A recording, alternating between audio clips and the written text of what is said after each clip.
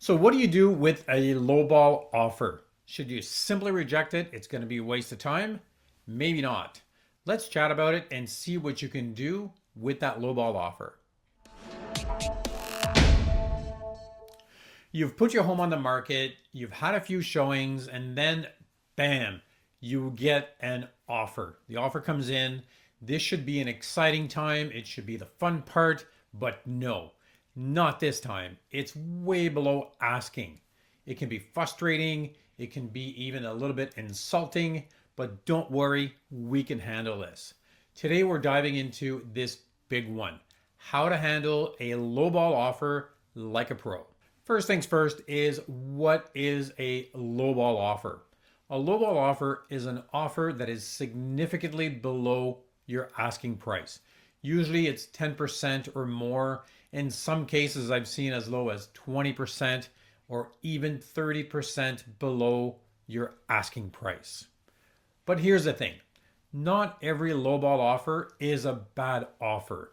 Some are definitely, but it's better to see if you can get somewhere with this offer instead of just closing the door and not giving it a try, finding out what can happen. You just never know. Sometimes what happens is buyers are testing the water. Sometimes they could be misinformed. They're not quite sure how it all works. They've watched way too much television, or they simply just want that deal. Your job is to stay cool, calculated, and strategic. Why do buyers submit lowball offers? Understanding the why can help you respond a little bit more effectively. So why do they submit these lowball offers? Here are a few reasons to try with a lowball. Number one is they think your home is overpriced. Maybe they're not quite sure what's going on. It doesn't mean that your house is overpriced, but they'll give it a try. What if? Number two is they potentially want to see how desperate you are. Especially if your house has been on the market for a little while in a hot market, they might think that you're desperate to sell, you have to move. This is something that sometimes they'll try. Number three is they are investors looking for a deal. An investor will not buy on emotion. An investor will buy on numbers and facts. If they think they can rent it for a certain amount, they are running their numbers to make sure that those numbers work, but it doesn't mean that it's something that you have to accept. Number four is they are inexperienced in the home buying process. Maybe they've looked at these TV shows and they think that every house is overpriced and they just want, again, that deal. That's why they're coming in with a lowball offer. Number five is they're shopping in the wrong price range. Sometimes this is what happens. Buyers are approved up to a certain amount, but then they want to go look at houses that are priced a little bit higher because what if they can get that deal? Typically, we tell buyers, shop within your price range. It'll make your life a lot easier, but sometimes they will still give it a try because you just never know. When you understand their mindset, it becomes less about the emotion and more about the winning strategy to respond to this lowball offer.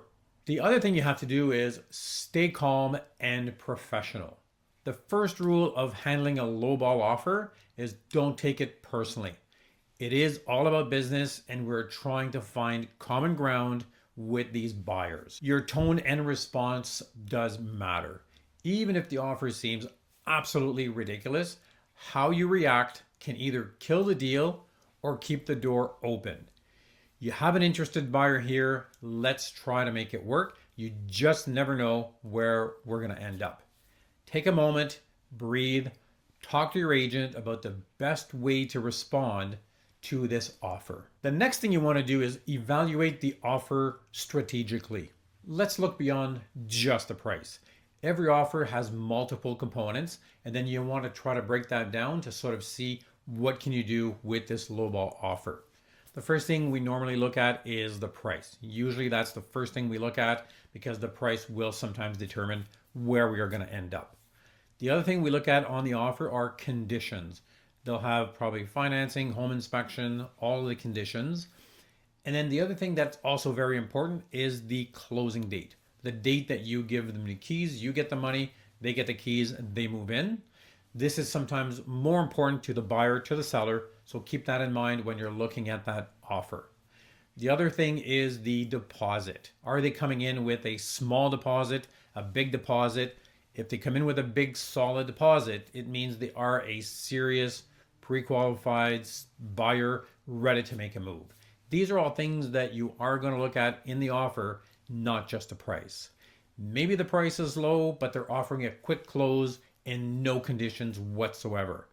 That might actually work for your situation, but it doesn't always work. Everybody's situation is totally different, and this is what we are trying to figure out to make the deal happen. Break it down line by line. Your agent can help you weigh the pros and cons of everything in this offer. This way, it's not just about the price. The next thing you want to do is decide on your strategy. Now that you evaluated the offer from top to bottom, what are your options? First thing you're going to do is either do a counter offer. This is the most common option that we do because we don't really want to let a deal die, just because you just never know. You meet them halfway or offer a small reduction just to show that you're serious but not desperate to sell today. In my opinion, this is usually the best course of action because the buyer is trying to get it to the lowest price, and as a seller, you're trying to get the most amount of money for the sale of your home. Let's try to meet somewhere in the middle where you're happy, the buyer's happy, and then it all works out. The other thing you can do with this lowball offer is you can just flat out reject the offer. If the offer is truly unreasonable and they're not budging, you can simply walk away from it, reject the offer. You're sending a message that you're not going to entertain this totally lowball offer. The last thing you can do with an offer is accept it. This is sometimes rare, especially if it's a lowball offer, because it's just not really going to happen because you have time to probably sell your home. But again, buyer motivation, seller motivation always comes into play when we're looking at offers. Usually a well-crafted counter offer is your best move. You keep the conversation alive while protecting your bottom line. You need to know what that bottom line is and stick to it. Once you get to the end, there sometimes is a little bit more flexibility, either on the buyer's side or the seller's side, but at the end of the day, you're trying to keep this deal alive. Respond quickly because dragging it out can kill the momentum and buyers can just totally lose interest in your property and let's move on to something totally different. Do it quickly because if they're in the mood, they've put an offer in, they want to buy your house, let's see if you can come up with something that is beneficial to both parties. The next step is to respond with that strong counteroffer. Here is how you build a counteroffer that works. Number one is you adjust the price modestly, not emotionally. Let's discuss these numbers and see how it all work in the end. You can also remove some conditions that are totally unnecessary. Maybe you can also look at the possession date, find out what is more important to the buyer. Is it the price? Is it the date? Removing those conditions can have an impact. The other thing you want to do is when you're doing a counter, give them an expiry date, an expiry time, what we call the irrevocability, because you don't want to drag this on forever. The other thing you can also do is send them a note, show comparables, why you're coming back at this price. There's a house down the street that sold for a certain amount. Your house is very comparable. Show them why you're coming back with a certain price. You're basically telling them, I'm open to work with you, but I know what my home is worth. And remember, this is where your agent's negotiation skills will really shine. Unless the buyer is totally unreasonable, it's not going to go anywhere, but still do that counter offer because you just never know where they are and what they're thinking. The other thing you want to think of is setting the expectations before you list your home on the market. The best defense against a lowball offer is a strong offense. First thing you want to do is make sure you stage your home, do the necessary repairs to showcase your home properly, make your house shine like a brand new model home.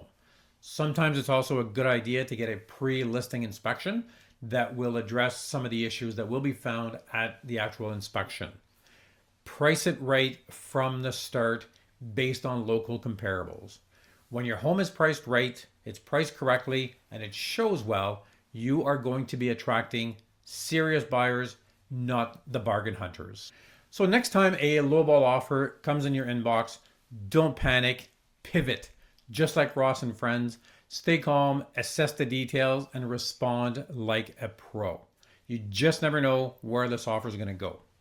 If you found this video helpful, hit that thumbs up button, subscribe for more real estate tips, and drop a comment if you've ever had to deal with a lowball offer. I would love to hear your story. Thanks for watching this video, and I'll see you in the next one. But in the meantime, if you have any questions about lowball offers or selling your home, make sure to give me a quick call, or you can always email me at jeanricher@jeanricher.com.